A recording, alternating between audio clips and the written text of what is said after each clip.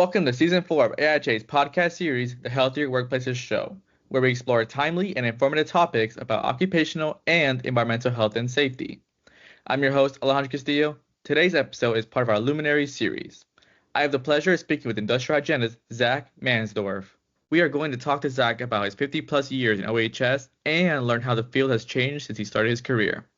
Zack is a distinguished leader in occupational and environmental health, safety, and sustainability. In 1998, he was recognized as one of the top 10 most influential industrial hygienists. For more than 5 decades, his career has spanned government service, academia, consulting, and senior corporate leadership, including his tenure as Senior Vice President of Safety, Health, and Environment at the cosmetics company called L'Oreal. Zack founded the consulting firm Mansdorf and Associates, which he also led for more than 10-plus years. In these roles, he focused on risk management, industrial hygiene, and global environmental health and safety strategies, including on projects for NIOSH on chemical, biological, radioactive, and nuclear incident response. Zack served as president of AIHA in 1996 and remains active in advancing the profession. Zack, thanks for joining us today. Alejandro, it's a pleasure. Thank you for having me. Let's get started. How did you discover OEHS and what made you become so interested in this field? You know, it's kind of a winding story. I was actually born and raised in Akron, Ohio. I've lived a lot of places, but that's where I'm originally from. As it turns out, AIHA is originally from Akron, Ohio. The original offices were run by Bill McCormick. I actually had a chance to meet him in Akron. Anyway, I went to the University of Akron. I worked a lot of different jobs to go through school, and one of the jobs I had, well, I went to work for a place called the Creative Biology Laboratory. And we worked on a lot of different projects that were related to creative biology, including control of water hyacinths using anti-fouling materials and using various herbicides injected in rubber and so forth and so on. Worked on things like thermal protective films. So I at the conclusion of when I graduated, I had the opportunity to go to University of Michigan on a fellowship. And I thought, no, this is more exciting, the research I was doing at this creative biology lab. I got promoted there, mostly students working there, but there were a few professors as well. And so I thought, I'm gonna stay with it, and did a lot of public speaking and so forth. And then I realized they weren't calling me sir or anything like that because I was young. Mm-hmm. And I said, I'll go to Michigan. So I went to Michigan, University of Michigan, on a fellowship. And actually, the fellowship was in water and wastewater, not in industrial hygiene. And one of my classmates, who also was on a fellowship there, again, on water, wastewater, was Bob Herrick. Bob Herrick later became a division director for NIOSH, and later on went on to Harvard University, where he taught industrial hygiene at Harvard, and actually has a PhD from Harvard. So going on, I graduated from Michigan, and one of the courses I took a survey course on industrial hygiene, along with a number of other courses on epidemiology and other topics. And I thought it was pretty interesting, and kind of related to being, I like the detective part of it, where you're trying to figure out what was wrong. So I decided that I would stay at Michigan, and I'd work on a PhD in toxicology, actually, working on something I had done at the lab. This was on tributyl tin oxide. As it turns out, that year they cut the funding for the schools of public health. I lost my funding, as did some others, and so I actually ended up taking a direct commission in the Army, along with Bob Herrick, as a matter of fact. And I took a direct commission, and I became an environmental science officer. And it was a mix of various things, including being at the RPO for Walson Army Hospital, the radiation protection officer. So as time went on and I got more involved in worker health, soldier health, if you like, I decided, well, this sounds very interesting, and maybe I'll pursue this a little further. So while I was there, I also, when I was at Michigan, I had worked as a programmer, doing programming and solid waste gaming. trying to figure out the best path and best way for handling solid waste. So that drew the attention of a professor at Drexel University, which was in Center City, Philadelphia, close to Fort Dix, New Jersey. And I ended up becoming a full-time student at Drexel. Needless to say, I was in the military, so I went at night, 5 nights a week. And I did this for 2 years. And then the Army decided to send me to Korea. So that ended Drexel. I went to Korea and spent a year there. And then I came back and I thought, oh, what am I going to do now? Well, I decided I had an opportunity to go to work for OSHA. They were looking for people. And I went to work for the national office. I worked for the Office of Training and Education and Training. And it was a great experience. It was during the time when they were first writing up a lot of the regulations. And so it was a pretty exciting time. I got to teach at the OSHA Training Institute in Chicago. And but after a while, I decided that, I had a better opportunity for me at Goodyear. When I was a student at Akron U, I had worked there on the so-called squad. It was one of the many jobs I had. And so I was pretty familiar with Goodyear. It was the largest company in Akron at the time, in the rubber capital. So I went to work for Goodyear as an industrial hygienist, but I did safety as well. It was kind of a special case. But what was exciting about it was I got to do some really different things. Well, first and foremost, because of my radiation protection background, I became the radiation protection officer for Goodyear. And their research department had a very large cesium source. And then we had a lot of other gauging devices and so forth and so on. So that was interesting. Well, I got to do some other strange things. So this was when the cotton dust standard came out from OSHA. So believe it or not, Goodyear at that time had their own farms. They actually grew cotton. They had a ginning operation. They used that to produce, fibers for tires. So I got to see a huge variety of processes. Learned quite a bit. And I worked with a couple of other pretty outstanding hygienists. I worked for a guy by the name of Bob Modrell, one of the early founders of industrial hygiene, who later ended up working for me when I had my consulting firm, but quite a good boss. And so I had a lot of great experiences there at Goodyear, did a lot of different things. This was at the start of the benzene standard, so they had factories all over the world, actually. But I did some early benzene sampling back in those days out in Los Angeles, for example. And I know one of the issues is how things have changed. But even back then, well, it's quite a while ago, but nevertheless, we were using impingers even back then. Those are rarely used these days. Anyway, worked for Goodyear, and then went from Goodyear to running a group at the Midwest Research Institute in Kansas City, Missouri. So that was the transition. I think I became well known for my work in hygiene, but in reality, I also worked in safety and in the environment. And in fact, when I was at Midwest Research Institute, I became a full-time student at the University of Kansas, again, working on a PhD. So, but I guess what's most notable about my experience at Midwest was that we did a huge project for NIOSH, kind of a state-of-the-art project, in which case we looked at the recycling of solid waste materials and source reduction. So in the old days, you pretty much buried. The cheapest way to handle waste was to bury it.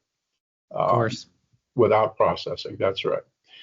So there was a new technology that was started, but there was a lot of concerns about the health effects of this new technology. So there are two options for handling municipal waste.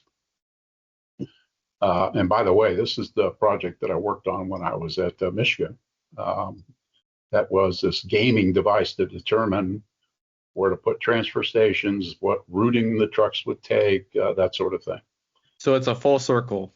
Yes, a full circle. That's correct. And in fact, that's what attracted me to Drexel when they found out I had a programming background. So I was actually a student of both the engineering school and the business school. Anyway, going back to Midwest Research Institute, through NIOSH, we decided we would do a nationwide study on the technology for handling waste, municipal solid waste. There are two ways, as I was saying, there were two ways to do it. The first way would be that you would take and just do a mass burn. You would take the trash at one end, run it through incinerator, reduce the amount of stuff you would have. I mean, some things won't burn, of course, metals, for example. And then you could further process it. You could separate out the metals using magnets, those sorts of things. But not super effective. There were some plants that were doing this. And you could capture the heat and generate steam. And then from the steam, you could generate either just heat for various purposes, or you could actually generate electricity. So the other option would be to run it through a shredder. This is a reciprocal hammering mill.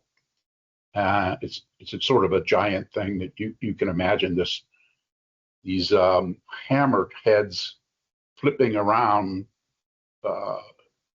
very high speed, very large hammers, and they would actually shred whatever happened to be in that waste stream. Wow. Yeah. But you immediately, you think about this and you think, okay, first issue you have is there going to be protection for the hammer mill such that if somebody puts in a waste gas can, what happens, when that hammer hits it, it could explode. That's the first issue. Or somebody does something crazy like throws a dynamite in their waste can. Yeah. And, so that's the first issue. The second issue is potentially a fire. And then there's a third issue. And this is the one that, I think most people could relate to. What is the effect on the workers from taking things like Pampers and shredding them and aerosolizing them such that they're in the air? So it's whatever hazardous material you might have that gets into the waste stream, shredding it up, aerosolizing it, what are the effects? What about viruses, for example? Of course. Those sorts of things. So we did quite a state-of-the-art study. We visited 7 sites. We looked at bacterial environments. We looked at viral environments. We did all sorts of air sampling, as you might suspect. We did other kinds of sampling to look and see whether or not, what was the best way to handle it? What were the health effects on the workers? What should the safety precautions and industrial hygiene precautions be, so forth and so on. So this study took about a year, and it was quite well done. So, and there was a team of about 13 or 14 of us that did this work. I was the principal investigator. So it was, we did a lot of other projects as well, research-oriented projects, but that was probably one of the most notable ones. Absolutely. So you mentioned you had positions in OSHA, Goodyear, and of course the Midwest Research Institute. Out of those 3, is there any particular challenges that you overcame? I think one of the bigger challenges is, putting together the right team to do things. So that was the case at Goodyear. That was the case certainly at Midwest Research Institute as well. So you have people that were bacteriologists, for example, that were needed on the project, those sorts of things. And then working with a team and directing a team and having influence on what the outcome would be. So. Absolutely. Now, you did touch upon it briefly. You founded Mansdorf and Associates in 1981, and you ran it for more than a decade. What are some of the most impactful projects you led, and how has this work influenced OHS practices at that time? Yeah, that was quite the adventure. Had a great experience at Midwest, but that's pretty much working all the time. Akron was our home, so decided to come back, start up a business. In the beginning, there were just a couple of us. And then as time went on, the business grew. We were very boutique-ish, ended up with about, well, 3 PhDs, notable people in the field, every 13 or 14 master's level industrial hygienists. We worked across areas. It wasn't just hygiene or just safety. We did some environmental, a fair amount of environmental work as well. But during this period, there were two things that were going on, which we had some involvement with. The first thing that was going on was the advent of asbestos removal and remediation. Mm-hmm. So early on some very large projects before it became work primarily for technicians. We did some work for the VA. In fact, we spent there was a VA that was fairly close to where the offices were. We spent over a year there helping them with the management of asbestos removal in VA hospitals and other places as well. It wasn't just there. And then later on, there was a licensing act, and it became sort of a commodity exercise. So we didn't necessarily pursue it. The other thing that was happening at the same time was there was a huge emphasis on the restoration of sites, either through places like Love Canal, for example. These were sites where materials had been deposited or there had been some incident. And at that time, again, same approach. In most cases, you just buried it in a municipal landfill or in some other landfill. So there was a program called FUSERAP, and FUSERAP stood for a Formally Utilized Site Remedial Action Plans. This was actually a DOE effort. And what it was at one time, well, it was during the war and actually just after World War II, highly enriched uranium was brought into the U.S. and was processed in the U.S. And it was processed at multiple locations. One of the first sites where it was taken in was in a place called Middlesex, New Jersey. There was an assay operation there in a building. This was all, of course, as you might imagine at that time, secret. But anyway, they would assay the uranium. It was like 6, 7, 8%, which is fairly enriched, but not at a weapons level. They would assay it, and then what was left, they would use they would put it in a landfill, the local landfill. Well, the landfill became radioactive, of course, and yeah, and so it was necessary to remediate it. And so there was a group that had that role of digging up this entire landfill. Now, mind you, this landfill happened to be right next to a day school. So we operated surveillance on the air, as you might suspect, as well as radiation element of it and other elements. You never know what you're going to dig up. So we had a person or persons there full time for about 2 years, operating, making sure that the trucks, when they left the site, had been cleaned and weren't carrying any radioactive material with them, and so forth and so on. That was one interesting project. We had another project, similar kind of a project near Love Canal on a remediation of an industrial site. Similar kind of story. Another one that lasted about a year. We had another one. We had several like that, but let me give you the one that maybe was the most interesting one. I had a phone call from there was a company that we did a lot of work with, known as OH Materials. I don't think they exist any longer, but I was friends with the head of health, safety, and environment for them, who had been an ex-Coast Guard man who was actually a chemical engineer, quite good. Fred Halverson was his name.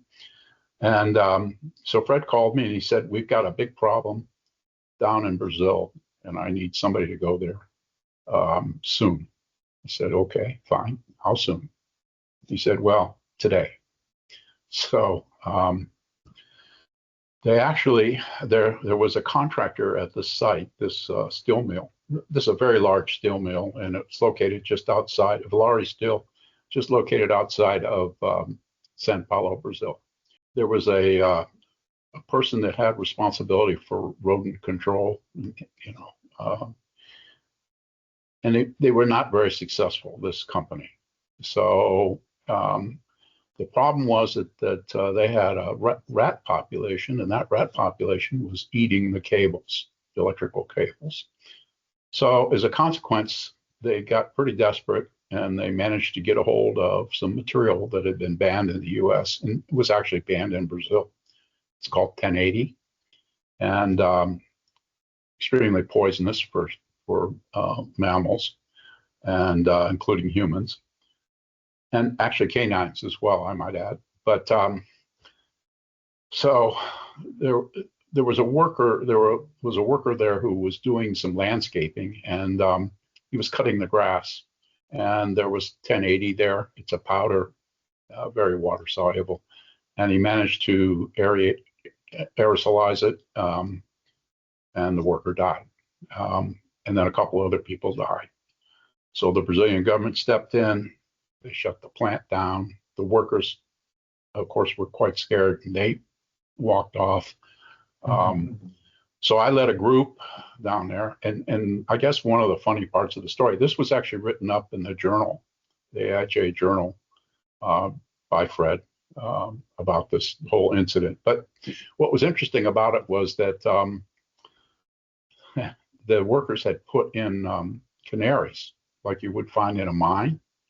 The problem is that 1080 is not poisonous for canaries, only humans and dogs, so and rats. Wow. Of course. Yeah. So, but what made the project so interesting was I worked with people that had worked in all kinds of horrible places and with very dangerous stuff. They were scared to death, and I actually had the opportunity to lead the group. If they said, "If you go with us, we'll go, but otherwise, no." So, yeah, but the stuff is pretty water soluble. We got it cleaned up. We were down there for quite a while. I was personally there for about a month and a half, and then others from my group were there for a few months, and we got it cleaned up and went back to work. So that was one of the more interesting projects that I had. Out of curiosity, what is the typical PPE for this type of project? That's a very good question. They're used to wearing a level A gear, and I said it really wasn't necessary. So a very good, an N95 type particulate respirator. We used full face. We didn't use half mask or whatever. Full face respirator. If you really want to be, go to the ultimate. If you actually find the 1080 and you're doing something with it, then of course you would wear a level A suit. That would be a fully encapsulating suit. I guess you would know, and many of the people that will listen to this podcast will know me from my work with chemical protective clothing. I've been teaching that course for years, written a number of books and so forth about it. But it actually started with Goodyear. I got on the ASTM F23 committee when I was at Goodyear, and then stayed on it for about 30 years, I guess, and actually ended up being a fellow of ASTM for that F23 committee. So it was another interesting aspect. The AIHA Connect 2026 call for proposals is now open. Share your expertise with the OEHS community in New Orleans, Louisiana. We are seeking subject matter experts to present professional development courses, education sessions, case studies, scientific research, and professional posters. Share your insights with thousands of professionals and build credibility while contributing to worker safety. Submit your proposal today and advance the OEHS profession for a better tomorrow. Submissions are due by September 10th, 2025. Let's transition more to your involvement with AIHA. You served as president in 1996. What was that like? Yeah, it was quite exciting. That I had not actually spent a lot of time on the board, but run through the offices. But I'd been involved in more than half of the AIHA technical committees of one type or another, ranging from ethics to job placement to whatever, mentoring, that kind of thing. It was quite the challenge. I made one big change that almost bit me, and that was AIHA had a policy that you could be on a committee for 3 years and then you would rotate off unless you were the chair. And so I implemented that policy, and I got quite the negative reaction, but I think it was the right thing to do. I would also add that that was pretty much the heyday of AIHA back in those days. We had at that time about a little over 13,000 members. So I think we can get there again, but it was a pretty exciting time. The other thing was I had the opportunity through the committee work and for other reasons, I got to know more than half of the past presidents of AIHA, so, and future presidents for that matter. So it's quite the good networking opportunity. Absolutely. If you had to compare AIHA in the 1990s to how it is today, what would you say is different about those two organizations? I think something that disturbs me a bit, I think hygiene is a great fundamental practice that really opens the door to lots of other things.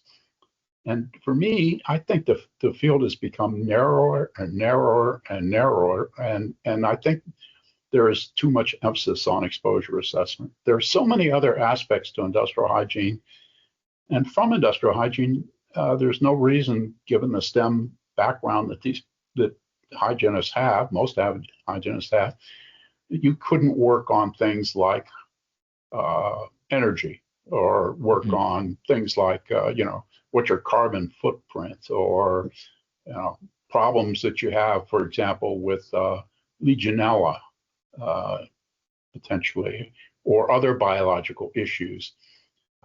So I told you I was for me, for example, I was an RPO for half my career, and you never hear that talked about in industrial hygiene.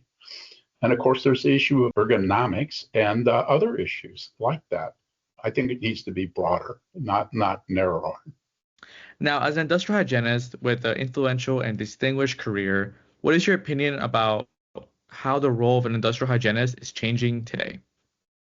Yeah, I think it's pretty critical today that you offer value to companies. And I think the place that you really offer the most value is helping them across the broad spectrum of EHS, not just on exposure assessment. So whether it's dealing with hazardous waste, whether it's dealing with recycling, whether it's dealing with wastewater, whether it's dealing with some other topics like the heat stress protection or emergency response or other areas, I think it's pretty critical.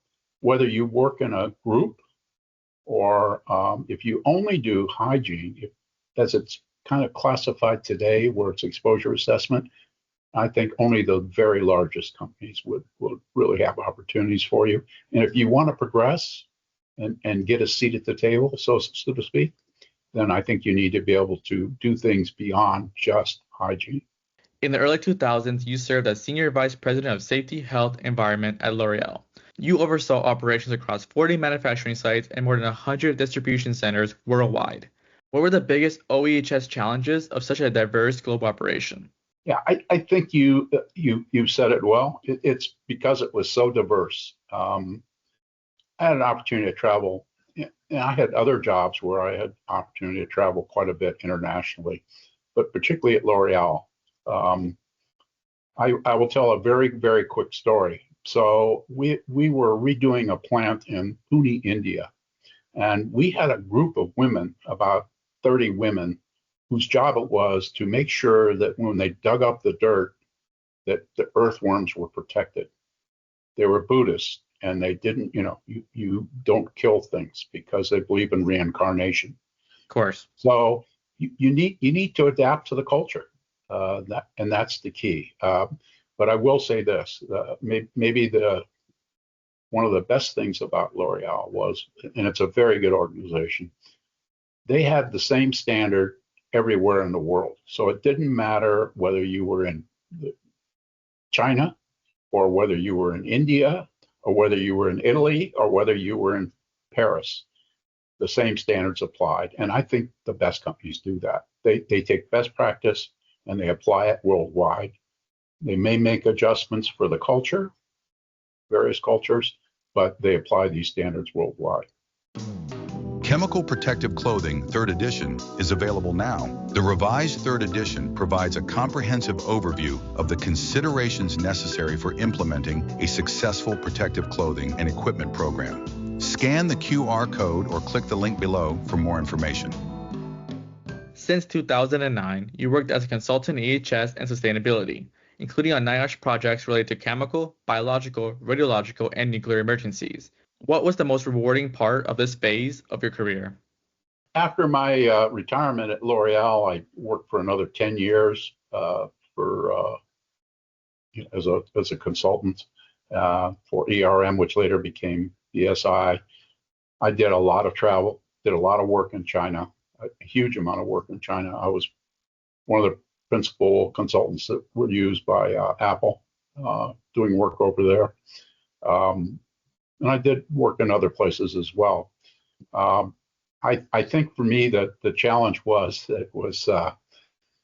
I took on jobs that I thought were challenging, not routine. And for me, that was the part that kept me going. That's the part that I enjoyed the most, challenges. So whether it was something about, combustible dust or evaluating a research operation to make it better, or teaching Chinese about health, safety, and environment, or all those kinds of things, that was the most rewarding for me. I have a feeling that either every day or every project is never the same for you. That's exactly right. That's what intrigued me.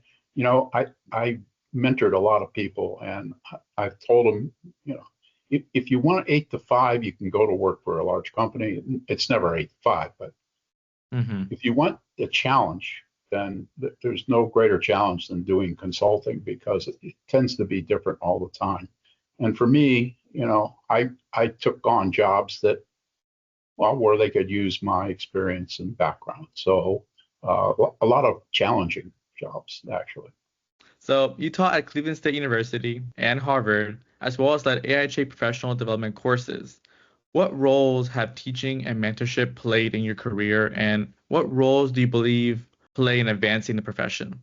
I'm a strong believer in mentorship and giving back, and teaching is maybe one of the best ways to do it. I actually enjoy it.